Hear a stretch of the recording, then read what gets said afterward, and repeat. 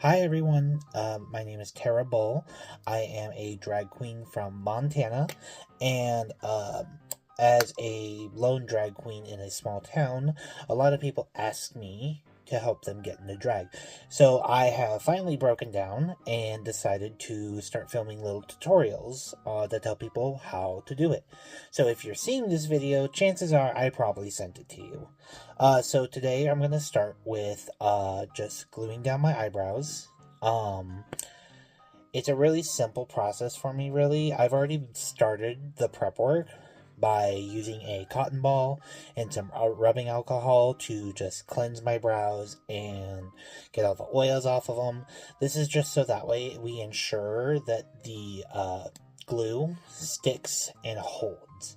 Because the last thing I need is for my eyebrows to come back up while I am doing my eyeshadow. So, basically, you're gonna need kind of three things. One is the glue stick. I use purple Elmer's, just like every sane drag queen on the internet. Next is a little brow comb. Mine's actually really dirty right now because I haven't washed it in a little bit. So I should probably do that, but you know what? Chances are I'm going to post this before I do that. The last thing is going to be a loose setting powder. I usually prefer two different ones. I really like the Coty Airspun. This one is in Honey Beige because that is the shade that kind of matches my skin tone the best. And then I also like using the MAC Studio Fix. This is a light one, I believe. Yes, it is.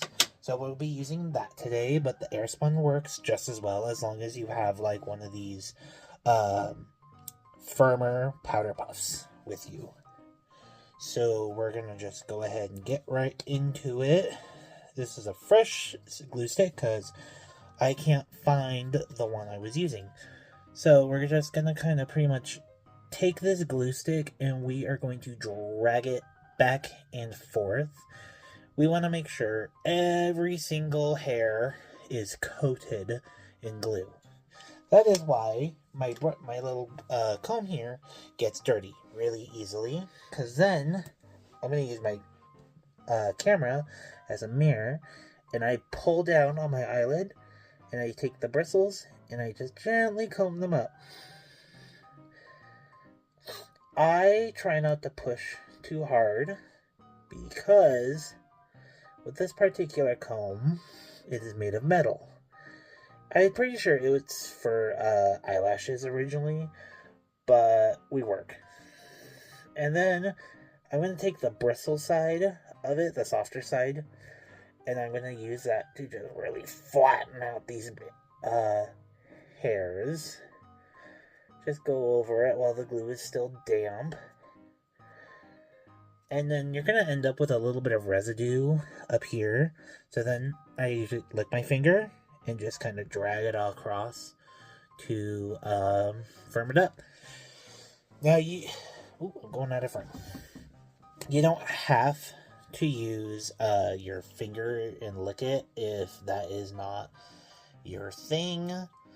You could use just water on a cotton ball or your rubbing alcohol, whatever floats your boat. Basically, what you want to do is just get rid of that residue that is on your skin, because what ends up happening is when you start doing the rest of your makeup, especially your, at least in my case, eyeshadow, your brush will kind of dig it up a little bit, and then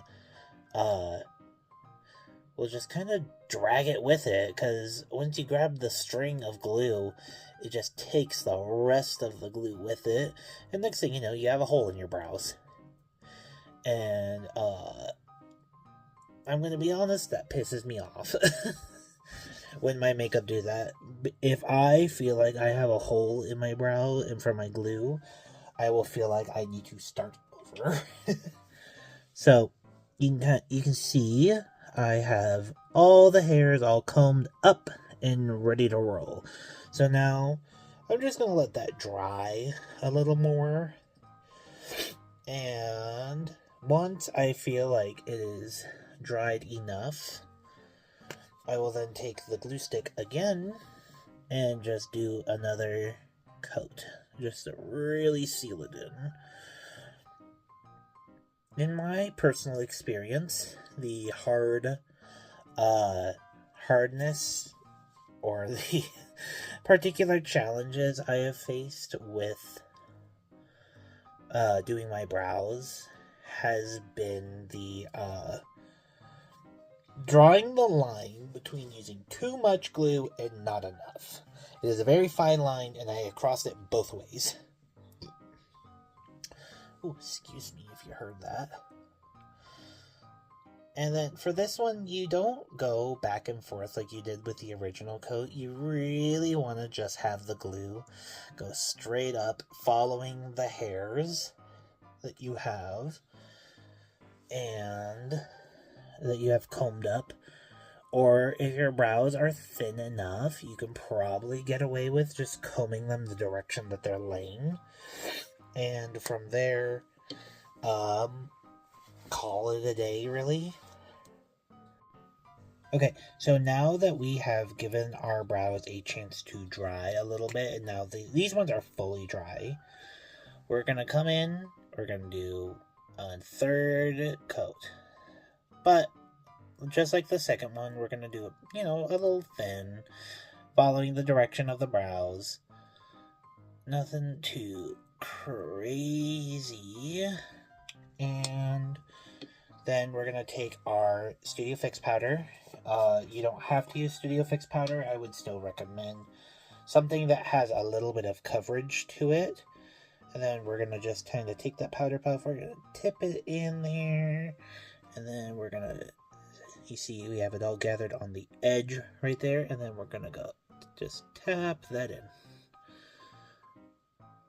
And basically, what we're trying to do is kind of load up all of the crevices in between the hair with the powder, because that'll kind of create a much smoother canvas for us to do our eyeshadow on. And then it will also kind of just give you a little bit of coverage over the brows.